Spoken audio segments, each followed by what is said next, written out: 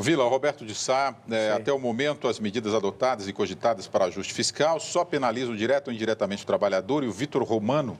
O governo precisa dar exemplo e começar a cortar gastos antes de aumentar os impostos. Diante desse clima que tem no Congresso Nacional, Vila, um ambiente que não se vota nada, principalmente esse ajuste fiscal, sim, os congressistas parecem que não querem ajudar esse executivo, né? Ainda bem, né? Porque é um desastre o ajuste fiscal, ainda bem. Não, pois é. A pergunta que eu vou te fazer é o seguinte: qual que seria a saída, então, se não vota o ajuste fiscal? Vamos lá. Tem de ver que a crise é do Executivo.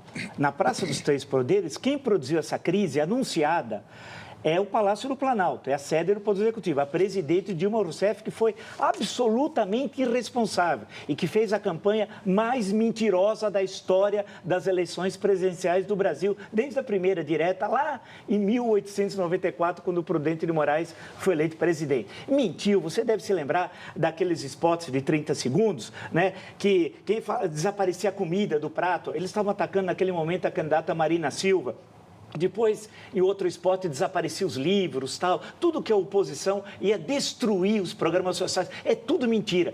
O governo criminoso, que é o governo Dilma Rousseff, a expressão projeto criminoso do poder, que eu sempre digo, foi um brilhante conceito, quase que um conceito sociológico, na Ação Penal 470, quando o ministro decano da Suprema Corte, Celso de Mello, definiu todo esse sistema. Então, a questão que se coloca é que a crise é produzida no Executivo. O que o Congresso Nacional fez até agora foi alguma colaboração com o governo. Por outro lado, como foi citado na reportagem, a questão da correção do Fundo de Garantia é extremamente correta.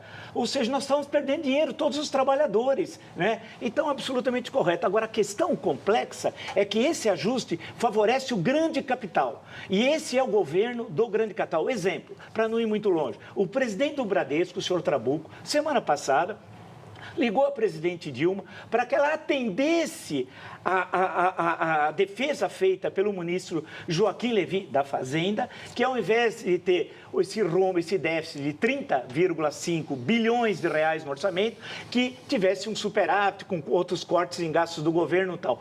Isto, telespectador, nunca ocorreu na história do Brasil. Um presidente de um banco fala para a presidente mudar de opinião. Ela mudou, porque em seguida ela começou a defender a proposta do Levy. Quem é o Joaquim Levy? Subordinado do Trabuco no Bradesco, é diretor. Ou seja, essa questão é central. A crise econômica está amarrada na questão política. Sem a solução da questão política, não se resolve a crise econômica, que é a única solução, não há outra.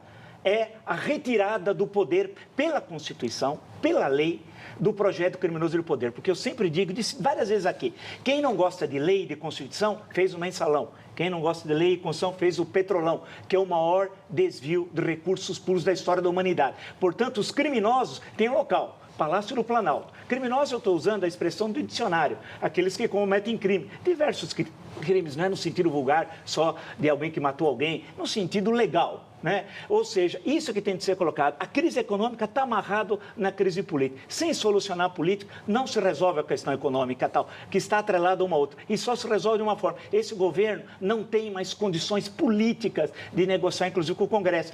Amanhã, inclusive, está sendo criada agora a comissão suprapartidária que vai discutir a questão do impeachment. Não tem jeito. Com Dilma Rousseff, não adianta. Nós vamos ter uma lenta agonia, que vai ser péssima para o Brasil, né? Mas sem manter esse governo, não tem saída, não tem mais respeitabilidade nacional. É impossível sair da crise com Dilma Rousseff na presidência. Para você, então, a saída da crise é a saída do governo? A saída do governo, como manda a Constituição e como manda a Lei 1079, de 10 de abril de 1950, que foi utilizado, vale lembrar, em 1992. A combinação da Constituição com a Lei 1079. Foi utilizada numa situação, vale destacar, que não eram os crimes imputados ao atual governo.